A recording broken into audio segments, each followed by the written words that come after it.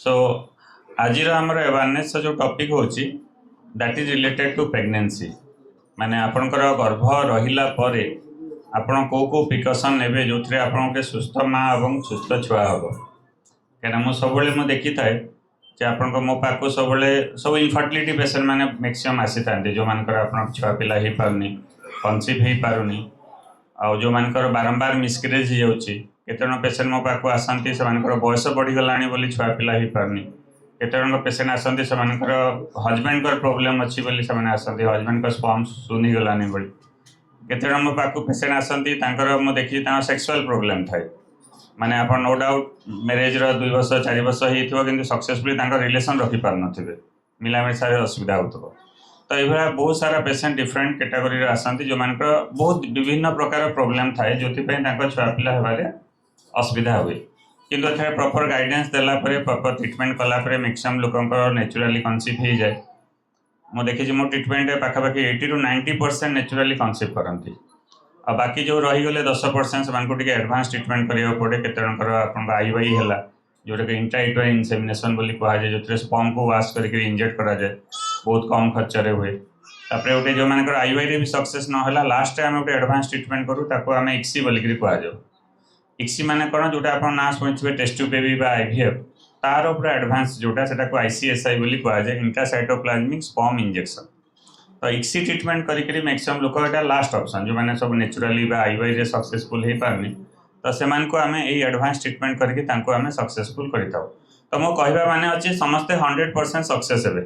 से किसी डाउट ना कार शीघ्र हम कार लेट हम कहीं समस्त बॉडी पोजिशन सामान नुह समस्त हार्मोन सामान नुह समस्त बीएमआई अलग अच्छी समस्त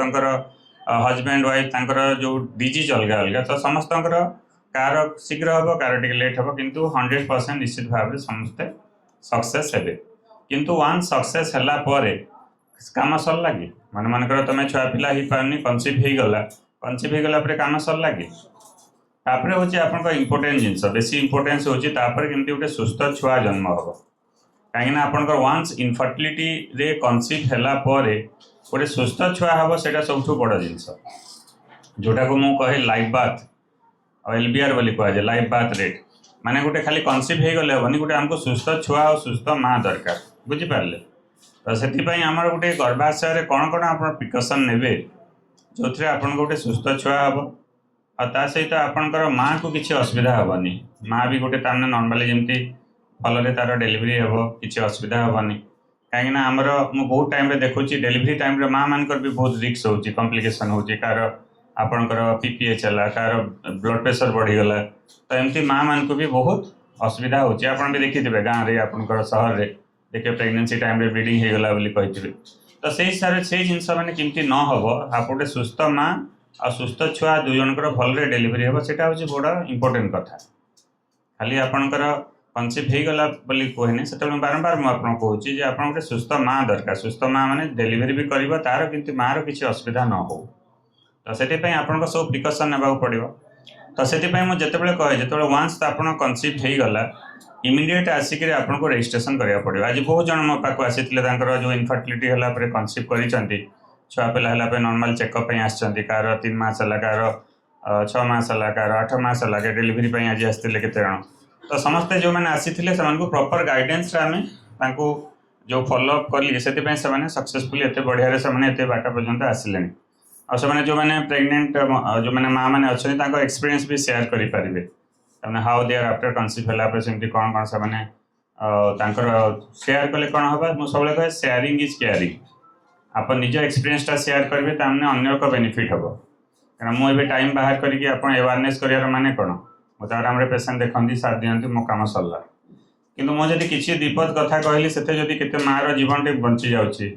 को रोग में तार छुआर असुविधा हवा कथा छुआर से असुविधा बंची जाती तो सेटा हूँ बड़ जिनस तो जोटा मुझे मेसेज दूसरी आप कम है अधिका अधिका लोक पहुँचार अच्छे तो से लोक जीवन बचो तो सेटा हूँ अवेयरनेस महत्व तो सेमती मत जड़े पचारे सड़े कनसीव होता पाखापाखि 9 वर्ष इनफर्टिलिटी होता नुआपड़ारू आसते कनसीव है से मत काली आसते पेसेंटा मत पचारे जे सार आम तो 9 वर्ष पर छुआ पिला कनसीव होम यहाँ तो बहुत मूल्यवान प्रेगनेंसी ଯେ ମୁଁ କ'ଣ ପ୍ରେଗନେନ୍ସିରେ ମୁଁ ପ୍ରିକସନ୍ ନେମି ଯାହାଦ୍ୱାରା କି ମୋର ଗୋଟେ ସୁସ୍ଥ ଛୁଆ ହେବ, ଛୁଆର କିଛି ବିପଦ ହେବ ନାହିଁ। ତ ସେ ତାଙ୍କର ଏଇଟା ମଦର ହିସାବରେ ତାଙ୍କ କନସର୍ନ ବହୁତ ଜଷ୍ଟିଫାଏଡ୍ ଥିଲା। ମୁଁ ତାଙ୍କୁ ସେଥିପାଇଁ ବୁଝେଇଲି ଯେ ମୋତେ ସେ ଗୋଟେ ପଚାରିଲେ, ସାର୍ ମୁଁ ତ ଏଇଟା 9 ବର୍ଷ ପରେ ଛୁଆ ହେଇଛି, ମୁଁ ତ 9 ମାସ କ'ଣ ରେଷ୍ଟ କରିବାକୁ ପଡ଼ିବ କି ପଚାରିଲେ। ତାଙ୍କ କୋଶ୍ଚିନ୍ ଥିଲା 9 ମାସ ପୁରା ରେଷ୍ଟ ନେବି କି, ପୁରା ବେଡ୍ ରେଷ୍ଟ ନେବି କି? ସେମିତି କାଲି ଜଣେ ପେସେଣ୍ଟ ମୋତେ ପାଖକୁ ଆସିଥିଲେ, ତାଙ୍କର IVF ଟ୍ରିଟମେଣ୍ଟ କରିକି ମୁଁ ସକ୍ସେସ୍ କରିଥିଲି। ତାଙ୍କର ବି ସେ ଆସିଥିଲେ, ଦୂରରୁ ବହୁତ ଆସିଥିଲେ, କୋରାପୁଟରୁ ଆସିଥିଲେ।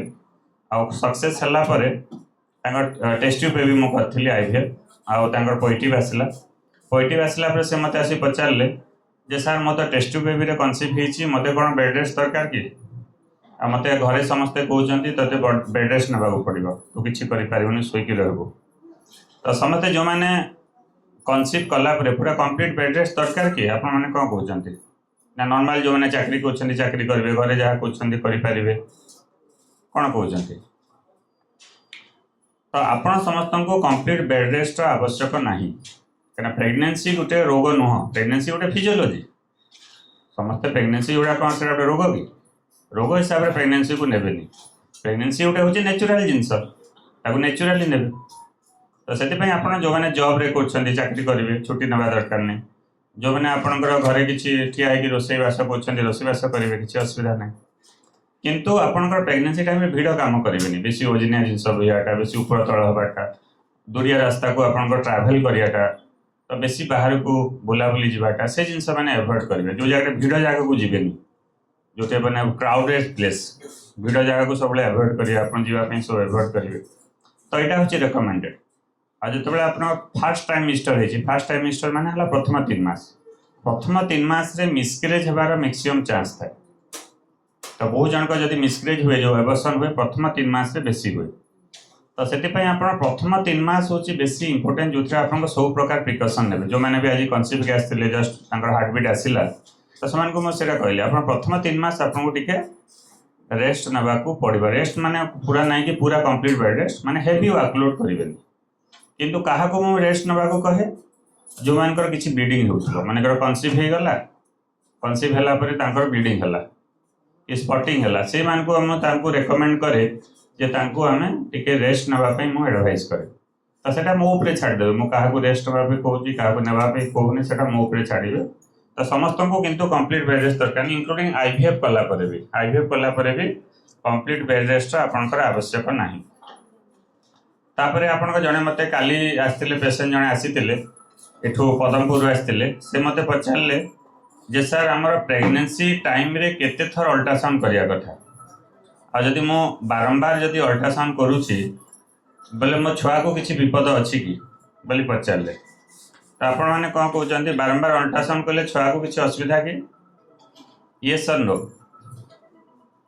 ତ ଆପଣ ସମସ୍ତଙ୍କୁ କହିବାକୁ ଚାହୁଁଛି ଯେ ବାରମ୍ବାର ଅଲ୍ଟ୍ରାସାଉଣ୍ଡ କଲେ ଛୁଆର କିଛି ଅସୁବିଧା ହୁଏନି, ତ ଛୁଆ ପାଇଁ କିଛି ତାର ବିପଦ ନାହିଁ, ଅଲ୍ଟ୍ରାସାଉଣ୍ଡରେ କିଛି ବିପଦ ନାହିଁ। କ'ଣ କରିବା କଥା ନୁହଁ, ସେଇଟା ହେଉଛି ଏକ୍ସରେ। ମାନେ ପ୍ରେଗନେନ୍ସି ଟାଇମ୍ରେ କେତେବେଳେ ଏକ୍ସରେ କରିବେନି, ଏକ୍ସରେ ରେଡ଼ିଏସନ୍ ହୁଏ। କିନ୍ତୁ ଅଲ୍ଟ୍ରାସାଉଣ୍ଡ ଯେତେ ଥର କଲେ ବି କିଛି ଅସୁବିଧା ନାହିଁ। କିନ୍ତୁ ମୁଁ ପ୍ରେଗନେନ୍ସି ଟାଇମ୍ରେ ମୁଁ ରେକମେଣ୍ଡ କରେ ମିନିମମ୍ 4 ଥର ଆପଣଙ୍କର କରିବାର ଅଛି ଅଲ୍ଟ୍ରାସାଉଣ୍ଡ। ଫାର୍ଷ୍ଟ ଅଲ୍ଟ୍ରାସାଉଣ୍ଡ କେବେ କରିବେ? ଯେତେବେଳେ ଆପଣଙ୍କର ଛୁଆ କନସିଭ୍ ହେଲା ପରେ ଆମେ ଡେଟିଂ ସ୍କାନ୍ ବୋଲି କୁହାଯାଏ, ମାନେ ଯେତେବେଳେ ଛୁଆ ପାଖାପାଖି 1.5 ମାସ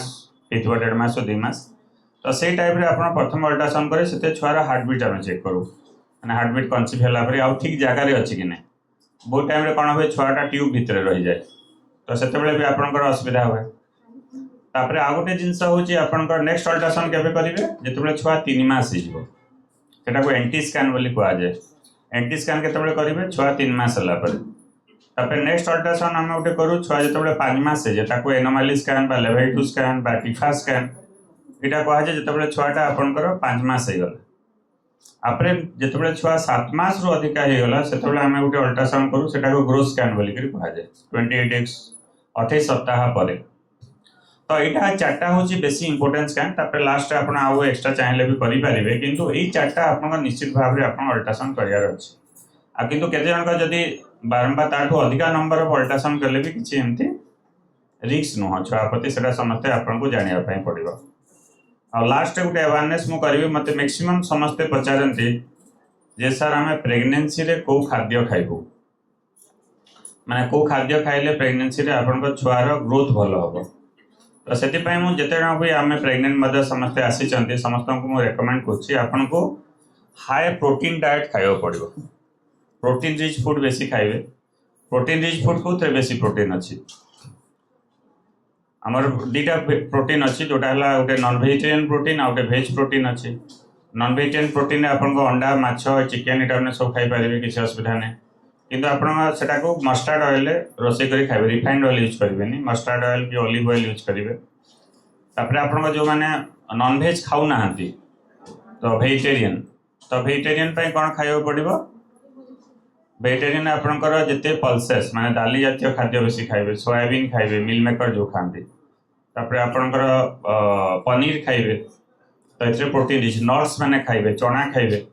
यहाँ मैंने कौन हाई प्रोटीन रिच यहाँ मैंने बेसी आपन दरकार तापर हेल्दी फैट्स ने गाईर घी फुड से नहीं पारे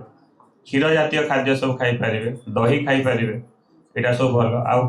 आपणकर प्रेगनेंसी टाइम रे आपणकर आयरन रो बहुत रिक्वायरमेंट थाए तो आयरन बेसी कौन थाए आयरन में देखी मैक्सिमम समस्त थाए जिते सब आप शाग जातीय खाद्य शाग मैंने आप ग्रीन लिफी वेजिटेबल तो से समस्त को रेकमेंड करें आपड़ जिते जो जिनस सबुज देखा जाउछि ग्रीन देखा जाउछि सेटा बेसी खाइबे तो सेटा प्रेगनेंसी रे आपनकर हिमोग्लोबिन बढ़िया साहाय्य करथाय तो यहाँ आपन समस्त को रेकमेंड कर हेल्दी फूड सब खाइबार अच्छी बाहर जिनस एवॉइड करेंगे खायापी प्रेगनेंसी टाइम रे तो सेटा आपनकर विपद के लूज मोशन हम फूड पॉइजनिंग कर बाहर खाद्य बेसी आपनकर एवॉइड करेंगे जो होममेड फूड घरे खाया खाद्य मैंने बेसी आपनकर खातु से आपनकर बहुत बेनिफिशियल हम सो आ लास्ट रे आपनकर मु देखुचे जो माने पेशेंट माने बेसी स्ट्रेस नौचंती एंजाइटी नौचंती ता प्रभावटा आपन छुआ ऊपर पड़ुची तो सेति पय मु समस्त को रेकमेंड करे this is advice for everyone तो समस्ते ड्यूरिंग जो माने भी प्रेग्नेंट मदर माने आज सब आसी चंती समस्ते गर्भ संस्कार प्रैक्टिस करिवे व्हाट इज गर्भ संस्कार के कर परिबो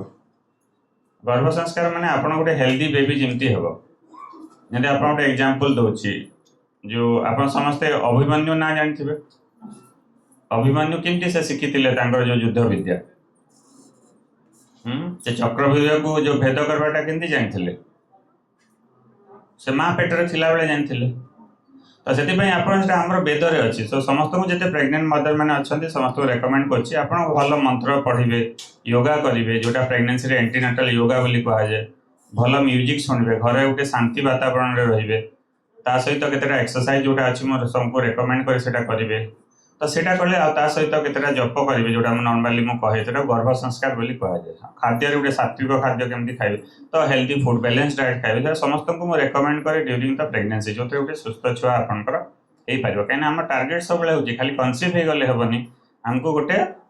सुस्थ माँ और सुस्थ छुआ दरकार किंतु आपन कन्सीव हैला पे से 9 मास आपन यदि प्रॉपर प्रिकॉशन नौ चंती मु जेमती गाइडेंस दोची से हिसाब रे आपनकर कंटिन्यू करूँ निश्चित भाव में आपंकर भी गोटे सुस्थ छुआ निश्चित भाव में हम तो आज आउ कार जब निजर एक्सपीरियंस अच्छी निजे शेयर करें कहीं समस्ते मुझे चाहे शेयरिंग इज केयरिंग आप निज एक्सपीरियंस शेयर कले बहुत जन से बेनिफिट हो पारे ठीक अच्छे धन्यवाद तुम एक्सपीरियंस कह सी ओपीडीटा एज पर प्रोटोकॉल है प्रोटोकॉल माने हूँ आप समस्त गोटे तले हिस्ट्री निहबा जे मैंने आसीचन नुआ तापर भाइटाल निहबा डाइट काउंसलिंग हेसी अल्ट्रासाउंड हेसी टेस्ट हवा तापर आपन फिर काउंसलिंग थरे हेसी मते देखाबे केतन बहुत जगह फेल्योर होगी आसन से गोटे केतटा एडवांस काउंसलिंग करा जासी सेति लगे हरबर ना हेबे तो सेटा एज पर प्रोटोकॉल हिसाब से करावा मैं चाहे आपन को आधा घंटा देखिए समस्त को छाड़ दे पारनी किसी बड़ कथा नुहे कि प्रॉपर ट्रिटमेंट ना हुए तो ये जनता गोटे शांति माहौल रखबे ए शांति हिसाब से रही समस्ते करे मुझे कहीं जबार नाइन राति हेले भी मुझे देखमी कि आपण मुझे धैर्य रखुचे बोले आपको धैर्य रखा पड़वा हरबर हेले ना ठीक अच्छे पचर ना आज्ञा